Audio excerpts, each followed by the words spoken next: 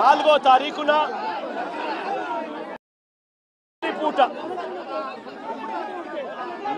తారీఖున రాత్రి పూట హైదరాబాద్కు వెళ్ళి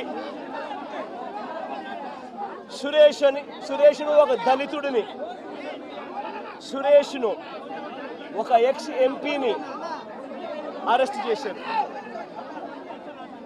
నేను అడుగుతా ఉన్న రాష్ట్రమంతా కూడా వర్షాలతో అతలాకుతలం అవుతా ఉన్న పరిస్థితులు. విజయవాడలో చంద్రబాబు నాయుడు గారి వ్యవహార శైలి వల్ల దాదాపుగా 60 మంది పైచీలకు మనుషులు చనిపోయిన పరిస్థితుల మధ్య చంద్రబాబు నాయుడు గారి ప్రభుత్వం పూర్తిగా కూడా చంద్రబాబు నాయుడు గారి గవర్నమెంట్ అన్ని రకాలుగా ఫెయిల్ అయి మొట్టమొదటిసారిగా 60 మందికి పైగా చనిపోయిన పరిస్థితుల మధ్య విజయవాడ అంతా అతలాకుతలం అవుతా ఉంటే టాపిక్ డైవర్ట్ చేసేందుకు ఒక దళిత ఎంపీని 4వ తారీఖు రాత్రిని అరెస్ట్ చేస్తారు. విజయవాడ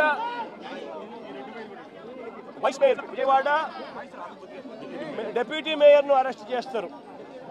కేవలం డిప్యూటీ మేయర్ భర్తను అరెస్ట్ చేస్తారు. అది 4వ తారీఖు రాత్రి. ఎందుకంటే ఇక్కడ చంద్రబాబు నాయుడు గారు పూర్తిగా ఫెయిల్ అయిపోయిన పరిస్థితుల్లో, 60 మంది చనిపోయిన పరిస్థితుల్లో చంద్రబాబు నాయుడు గారి గవర్నెన్స్ ఫెయిలియర్ను దారి మళ్లించేందుకు, డైవర్ట్ చేసేందుకు అరెస్ట్ చేస్తారు. అసలు ఈ కేసుకు సంబంధించి పూర్వాపరాలు చూస్తే ఈ కేసుకు సంబంధించి 3 సంవత్సరాల పైచిలకు 3-4 సంవత్సరాల కిందట జరిగిన ఈ కార్యక్రమం, ఈ ఘటన 2021 అంటే దాదాపుగా 4-5 సంవత్సరాల కిందట జరిగిన ఘటన. దాదాపుగా 4 సంవత్సరాల కిందట జరిగిన ఘటనలో ఈరోజు టాపిక్ డైవర్ట్ చేసేందుకు 4వ తారీఖు రాత్రిన సురేష్ను, దళిత ఎంపీని, విజయవాడ డిప్యూటీ మేయర్ భర్తను అరెస్ట్ చేస్తారు. నేను అడుగుతా ఉన్నా, సూటిగా నేను ఒక ప్రశ్న అడుగుతా ఉన్నా. ఆ రోజు ఏం జరిగింది? తెలుగుదేశం పార్టీకి సంబంధించిన అఫీషియల్ స్పోక్స్ పర్సన్ పట్టాభి అనే వ్యక్తి ఆ రోజు సిట్టింగ్ ముఖ్యమంత్రిగా ఉన్న అప్పట్లో సిట్టింగ్ ముఖ్యమంత్రిగా ఉన్న వ్యక్తిని బోసుడీకే అని తిట్టాడు. బోసుడీకే అంటే ఏమిటో తెలుసా? తెలుగుదేశం పార్టీ కార్యాలయంలో తెలుగుదేశం పార్టీ అధికార ప్రతినిధి ముఖ్యమంత్రిని ఆ రోజు అన్న మాట లంజా కొడక అని.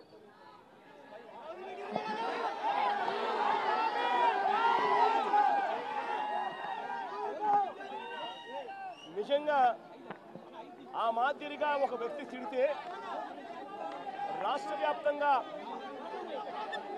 ఆ ముఖ్యమంత్రిని ప్రేమించే వాళ్ళు, వైఎస్ఆర్ కాంగ్రెస్ పార్టీని అభిమానించే వాళ్ళు, రాష్ట్ర వ్యాప్తంగా ఉన్న వాళ్ళందరికీ కూడా కడుపు మండగా ఎవరైనా చెబితేనే వాళ్ళు వచ్చి చేస్తారా? కడుపు మండిన వాళ్ళు ఈ అన్యాయాన్ని చూడాలనుకునే వాళ్ళు, చూడకూడదు అని అనుకునే వాళ్ళు కొంతమంది తెలుగుదేశం పార్టీ ఆఫీస్ దగ్గరికి వెళ్ళి అటువైపు నుండి తెలుగుదేశం పార్టీ వాళ్ళు తప్పు చేసిందే కాక ధర్నా చేయడానికి వచ్చిన వాళ్ళ మీద దాడి చేయడానికి కూడా ప్రయత్నం చేశారు.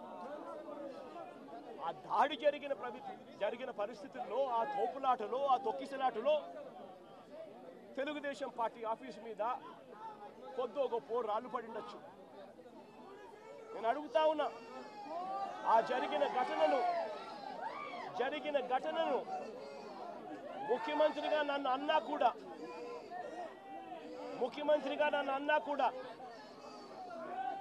నేను చంద్రబాబు నాయుడు గారి మీద కక్ష సాధింపు చర్యతో వ్యవహరించాల. రాళ్ళు పడినాయి అని చెప్పి ఎప్పుడైతే తెలిసిందో వెంటనే అటువంటి ఆ ఘటనకు పోయిన వాళ్ళందరినీ కూడా ఎవరెవరు పోయారు అని చెప్పి ఆధారాలు చూసి అక్కడ ఉన్న సీసీ కెమెరాలో అక్కడ ఉన్న ఒక్కొక్క సెల్ ఫోన్ లొకేషన్స్ ఇవన్నీ ఆధారాల మేరకు చూసుకొని ఎవరెవరైతే పోయారో వాళ్ళందరినీ కూడా 41A ఇచ్చి వాళ్ళందరినీ కూడా అరెస్ట్ చూపించి కోర్టులో ప్రొడ్యూస్ చేయడం కూడా జరిగింది. ఎందుకంటే 7 ఏళ్ల లోపు ఉన్న కేసు ఇది. శిక్షా కాల పరిమితి 7 ఏళ్ల లోపు ఉన్న శిక్షా కాల పరిమితి ఉన్న కేసు ఇది. కాబట్టి దీంట్లో అరెస్ట్ చేయడం అన్నది it does not serve the purpose. కాబట్టి 41A ఇచ్చి కోర్టుకు హాజరుపరచడం కూడా జరిగింది. మన ఇంత నిబద్ధతతో ఆ రోజు మేము అడుగులు వేశాం. ఇంత నిబద్ధతతో ఆ రోజు నిబద్ధతతో అడుగులు వేసి వాళ్ళందరినీ కూడా హాజరుపరిచి 41A కింద వాళ్ళందరికీ కూడా నోటీసులు ఇచ్చి వాళ్ళందరినీ కూడా కోర్టుకు ప్రొడ్యూస్ చేశారు. నేను అడుగుతా ఉన్నా, ఈరోజు సురేష్ కానీ లేకపోతే వీళ్ళు అరెస్ట్ చేసిన డిప్యూటీ మేయర్ హస్బెండ్ కానీ వీళ్ళల్లో ఏ ఒక్కరైనా కూడా ఆ రోజు కనీసం లొకేషన్లో ఉన్నారా? వీళ్ళ సెల్ ఫోన్లు ఎక్కడున్నాయో ట్యాగ్ చేస్తే తెలియదా? తెలుగుదేశం పార్టీ ఆఫీసులో సీసీ కెమెరాలు ఉండవా? ఆ సీసీ కెమెరాల ఫుటేజ్ చూస్తే తెలియదా? మరి అలాంటప్పుడు వీళ్ళెవరూ లేనప్పుడు 4 ఏళ్ల తర్వాత జరిగిన ఘటనలో మీరు ఇష్టం వచ్చినట్టుగా ఇప్పుడు మళ్ళీ దాన్ని తవ్వి దాంట్లో ఫాల్స్ విట్నెస్లని జోడు చేసి దాంట్లో ఉన్న వాళ్ళందరినీ భయపడిచి ప్రలోభాలు పెట్టి వాళ్ళతో లేనిపోని పేర్లన్నీ రాయిచ్చేసి మీ ఇష్టం వచ్చినట్టుగా నువ్వు అరెస్టులు చేయడం మొదలు పెడతా ఉన్నావు. రాష్ట్ర వ్యాప్తంగా కూడా ఇదే జరుగుతూ ఉంది. ఈ ఒక్క కేసే కాదు, ఇదే మాదిరిగానే రాష్ట్ర వ్యాప్తంగా కూడా జరుగుతూ ఉన్నాయి. పోలీసులు ఏ స్థాయికి దిగజారిపోతా ఉన్నారు అనంటే అటువంటి పాత కేసులలో కావాలని వీళ్ళే తప్పుడు సాక్ష్యాలు క్రియేట్ చేస్తూ ఉన్నారు. విట్నెస్లను వీళ్ళే బెదిరించి వీళ్ళే ప్రలోభపెట్టి వీళ్ళే తప్పుడు పేర్లు ఇరికిచ్చి వీళ్ళే కేసుల్లోకి తీసుకొచ్చే కార్యక్రమం చేస్తూ ఉన్నారు. నేను అడుగుతా ఉన్నది ఒకటి, ఒక తప్పుడు సాంప్రదాయానికి మీరు నాంది పలుకుతా ఉన్నారు. ఇదే గన కొనసాగితే నేను చెప్తా ఉన్నా, మీ ప్రభుత్వం ఎల్లకాలం ఉండదు. మీ ప్రభుత్వం ఎల్లకాలం ఉండదు. ఒక తప్పుడు సాంప్రదాయానికి మీరు బీజం వేస్తా ఉన్నారు. ఇదే తప్పుడు సాంప్రదాయం ఒక సునామీ అవుతుంది. రేపొద్దున మీ నాయకులందరికీ కూడా ఇదే గతి పడుతుంది. ఇదే జైల్లోనే మీరంతా కూడా ఉంటారు. ఇది కూడా గమనించుకోండి అని చెప్తా ఉన్నా. ఒక తప్పుడు సాంప్రదాయానికి మీరు నాంది పలుకుతా ఉన్నారు. ఒక తప్పుడు పద్ధతికి మీరు నాంది పలుకుతా ఉన్నారు. మార్పు తెచ్చుకోకపోతే మాత్రం రెడ్ బుక్లు మీరు ఒక్కరే పెట్టుకుంటారని చెప్పి మీరు అనుకుంటున్నారేమో. రెడ్ బుక్ పెట్టుకోవడం అన్నది చాలా సులభమైన పని. రెడ్ బుక్ పెట్టుకోవడం అన్నది చాలా సులభమైన పని. నేను మనం మీ విలేకరు కృష్ణకు చెప్పి, కృష్ణ నువ్వు ఒక రెడ్ బుక్ మెయింటైన్ చేయంటే కృష్ణ కూడా మెయింటైన్ చేస్తాడు ఒక రెడ్ బుక్. నీ పేరేం పేరన్నా?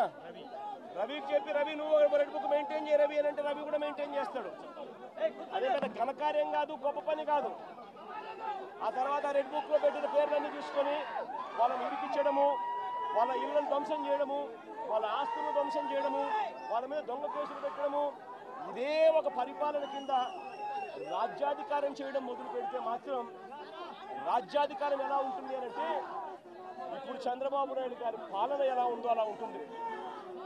చంద్రబాబు నాయుడు గారి ప్రభుత్వం వచ్చి 3-4 నెలలు కూడా కాయిపోలా. ఈ 3-4 నెలల్లో చంద్రబాబు నాయుడు గారి పరిపాలన ఎంత దారుణంగా ఉంది అని అంటే నిజంగా నాకు ఆశ్చర్యం కలిగించే విషయాలు, ఆశ్చర్యం కలిగించే విషయాలు కనిపిస్తాయి. ఇదే పెద్ద మనిషి చంద్రబాబు నాయుడు గారు ఎంత రెడ్ బుక్ పాలనలో నిమగ్నమై ఉన్నాడు అనంటే, పరిపాలన ఎంత గాలికి వదిలేశాడు అనంటే, ఇదే పెద్ద మనిషి చంద్రబాబు నాయుడుకు తుఫాను వస్తూ ఉంది అని సంకేతం తెలుసు. బుధవారం నాడే సాయంత్రం నుంచి తుఫాన్ రాబోతా ఉంది, భారీ స్థాయిలో వర్షాలు పడతాయి, అతి భారీ వర్షాలు కురుస్తాయి శుక్రవారం సాయంత్రం నుంచి అని తనకు అలర్ట్ వచ్చింది. బుధవారం నాడే చంద్రబాబు నాయుడు దగ్గర బుధవారము, గురువారము, శుక్రవారం మధ్యాహ్నం దాకా టైం ఉండేది. కానీ చంద్రబాబు నాయుడు గారు అనే వ్యక్తి ఎంతగా ఈ మనిషి రెడ్ బుక్ పాలన మీద ధ్యాస పెడతా ఉన్నాడో తప్ప ప్రజల మీద, ప్రజల అగసాట్ల మీద ధ్యాస పెట్టడం లేదన్నదానికి ఇదే నిదర్శనం. 2.5 రోజు టైం ఉన్నా కూడా బుధవారము గురువారము శుక్రవారం మధ్యాహ్నం దాకా టైం ఉన్నా కూడా చంద్రబాబు నాయుడు గాలికి వదిలేశాడు ప్రజలను.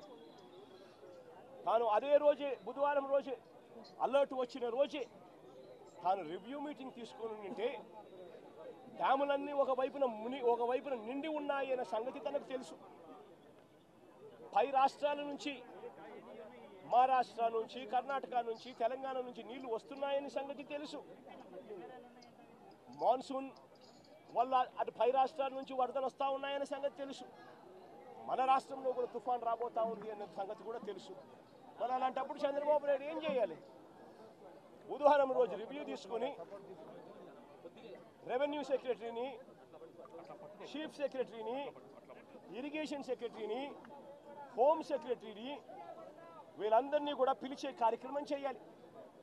వీళ్ళందరితో రివ్యూ తీసుకుంటే వీళ్ళందరూ ఆ తర్వాత కలెక్టర్లతో వెళ్ళి కలెక్టర్లతో వీళ్ళంతా కూడా చేయాల్సిన పనులు చేస్తారు. ఇరిగేషన్ సెక్రటరీ ఉన్న డ్యాములను ఖాళీ చేయిస్తాడు. శ్రీశైలంలోను, నాగార్జున సాగర్లోను, పులిచింతల్లోను 3 డ్యాముల్లోనూ కనీసం ప్రతి డ్యామ్లోనూ ఒక 25-30 టీఎంసీలు తగ్గించుకుంటూ వచ్చి కనీసం ఒక 80-90 టీఎంసీలు మేరకు తగ్గించి ఈ 3 డ్యాముల్లో కలిపి ఒక ఫ్లడ్ కుషన్ మెయింటైన్ చేస్తాడు ఇరిగేషన్ సెక్రటరీ. దానివల్ల పైనుంచి వచ్చే నీళ్లను, ఇతర రాష్ట్రాల నుంచి వచ్చే నీళ్లను, ఈ ఫ్లడ్ కుషన్ ఉంది కాబట్టి నీళ్లను అక్కడే ఆపిడొచ్చు. రెవెన్యూ సెక్రటరీ వెంటనే రిలీఫ్ క్యాంపులు ఏర్పాటు చేస్తాడు. ఆ రిలీఫ్ క్యాంపుల్లో ఏర్పాట్లు బాగున్నాయా లేదా, రిలీఫ్ క్యాంపులు ఎక్కడున్నాయి, ఎక్కడ పెట్టాలి, ఆ రిలీఫ్ క్యాంపుల్లో ఏర్పాట్లను పర్యవేక్షిస్తాడు రెవెన్యూ సెక్రటరీ.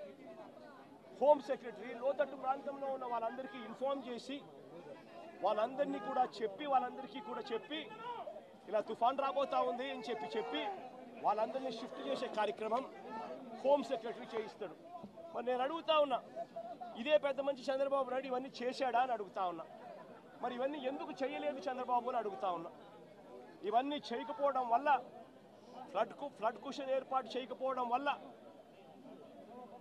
ఆ నీళ్లు పై నుంచి వచ్చే నీళ్లు, కింద పులిచింతల కింద దిగువన వచ్చే నీళ్లు, ఈ 2 నీళ్లు కలిసి ఒక ప్రళయంగా ఏర్పడి చివరికి బుడమేరును కూడా, కృష్ణానదికి పోవాల్సిన బుడమేరును కూడా తన ఇంటిని రక్షించుకునేందుకు బుడమేరులో కూడా అర్ధరాత్రి దాటిన తర్వాత ప్రజలకు నోటీసు ఇవ్వకుండా, ప్రజలకు సమాచారం ఇవ్వకుండా బుడమేరులో గేట్లను కూడా ఎత్తేసి విజయవాడలోకి నీళ్ళు పూర్తిగా పంపించడం జరిగింది.